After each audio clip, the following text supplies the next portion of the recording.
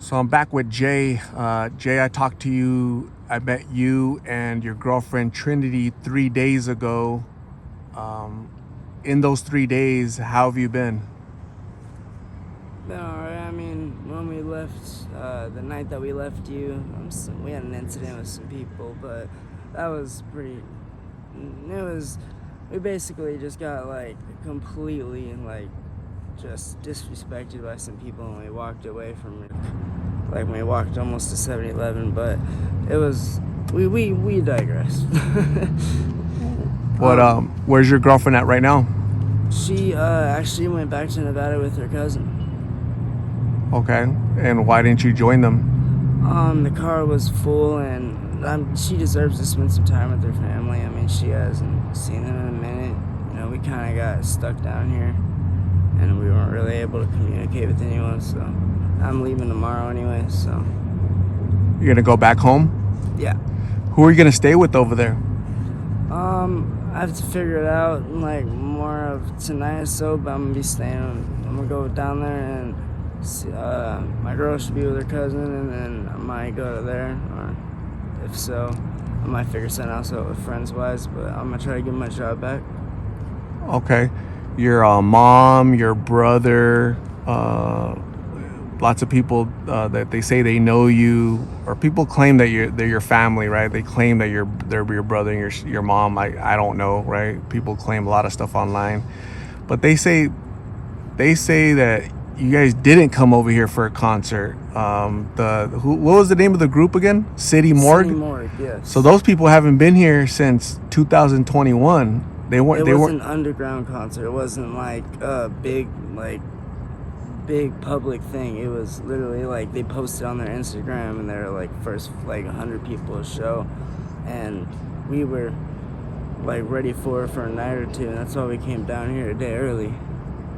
Okay. So they were here. It just wasn't. Yeah, it wasn't like a public ticket, massive event. It was just more of like an underground thing. Like you show up, like you didn't even have to really like pay for a ticket.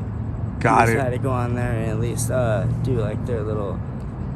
It was like you basically book how many people's gonna be with you, and then that's like kind of your ticket. It's not even really a ticket. Okay. Okay. So those people are just confused, right? What Yeah. So the people that are alleging they're your brother and your mom, they say you guys have been using substances, blues for years. They said you guys came down here to buy blues. A lot of people do that from small towns, rural Arizona or Nevada or whatever. They come to Phoenix because this is where it's at, and this is like very cheap down here. So they specifically said that that's what you guys came down here for and got stuck here. What would you say to those allegations by your mom and brother? That's so inaccurate. We came down here, like I said, I wanted to meet people that I've listened to for the last few years, and really wanted to get them to sign some stuff. And on the way, we had a trash incident, and we got stuck at a gas station.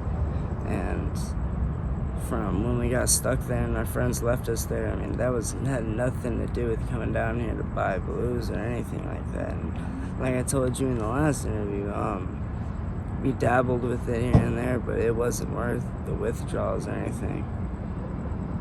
Okay. And something about your grandma, taking stuff from your grandma. Just they're basically airing all the family, laundry, So what do you feel about that they would say all those things if they're inaccurate or?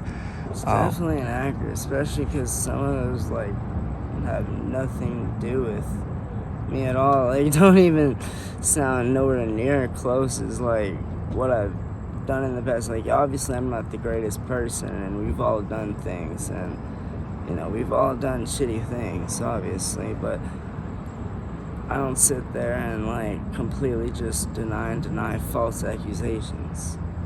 If it's something that happened, I would let you know. I'd be honest, I would want to, get it cleaned out, have a clean slate. They mentioned that in the time you've been here, 6 weeks or whatever, they've been trying to message you, right, on Facebook, and telling you to go home, go home, go home, but you guys refuse to go home because you guys are battling an addiction that prevents you from going home. So I don't know who to believe, right? I mean, you tell me one thing, and then these other people, I don't know who they are. They just claim to be your family, right? They say other things. I checked Messenger, and a lot of longtime friends that I've had that we call each other brothers and stuff because we've known each other for so long. When I did dabble around blues, a lot of my, a lot of friends that I, came clean to it about, told them what I was doing at the time, didn't really, talk to me no more after that or anything of that sort. And I did check, and they hit me up too the same night the video was posted, like saying, what am I doing out here? Am I doing it? And it's like, I know for sure who, message that definitely wasn't my real brothers, but friends that I've known for a few decent years that we go way back, and they just kind of, overlooked the fact that I did it, so they stopped talking to me and didn't, get to really ever see me get clean. So those people that are in your hometown, what is your hometown? Is it Bullhead City or another town? Nevada, Laughlin. Okay, so Laughlin, Nevada is where you guys are from. So when you get there tomorrow, you said, so these people, you see them, like, what's gonna happen? Like, are you gonna reconcile with your family or your friends? Because it's the entire town saying, yeah, I went to school with them and they were doing stuff in school, and here they are in Phoenix. No, we never did anything of this sort. We only started it when we came out here. You started doing it 6 weeks ago? You started blues? That's the first time we dabbled out here. We didn't keep it for very long at all because we started withdrawing. Has Trinity ever been in any type of treatment centers in the past? No. Okay, because again, other people that went to school with her, oh yeah, she's been in and out of treatment centers. No. They said that she's the one that started you down this path of using substances. Again, I don't know, right? I'm just kind of reading the comments from all these strangers that say they know you, say they went to school with you guys, and I'm just as confused, right? I'm kind of in the middle, right? I'm just kind of listening to you and just kind of listening to their comments. So what are your plans now when you do arrive in Laughlin tomorrow? What do you plan to do? You said you're going to get your old job back. What is your job?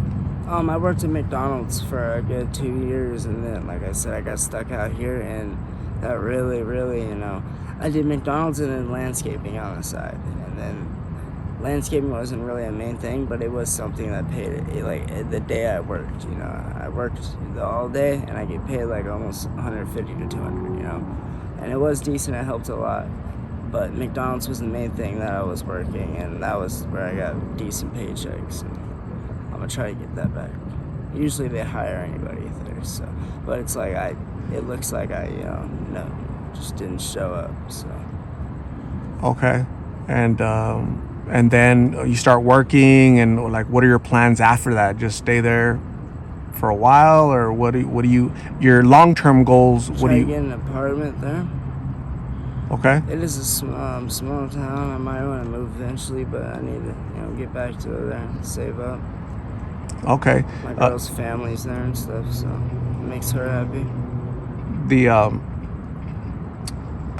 other day when I met you, I asked you, like, ideally, would you want to go back? At first, or would you? But you mentioned that you want to stay here and make it work, right? You want to get a job, apartment, make it work here. What happened from then to now? That now tomorrow you're gonna go back to your town. What happened?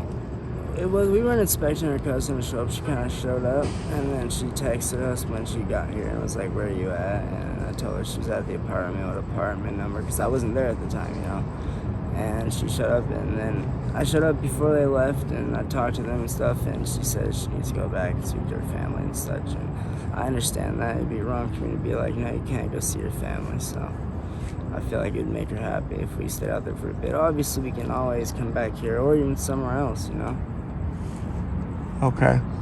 So that's what happened, is that you guys were intending to stay here in Phoenix and make it work here in Phoenix. That's why you said, no, you're not going to go home 3 days ago. But now today it's different because the cousin of Trinity came out here and just showed up randomly out of the blue, messaged you guys. She knew that we were out here, and she knew that, like, what area we were in. We've talked to her a lot on Messenger. She calls her all the time, but, like, she showed up. Like, we didn't know she was coming here. She just showed up, and was she already showing up because of the video, or the video kind of made her come? Not really in the video. I don't think she was already on her way. I mean, yeah, I feel like so. Okay, well, that's good. Well, you know what? I'm glad that Trinity's safe and back home with family, and hopefully they can help her or whatever her future holds. All I know is that Phoenix is a lot more dangerous than Laughlin or Bullhead City or whatever, right?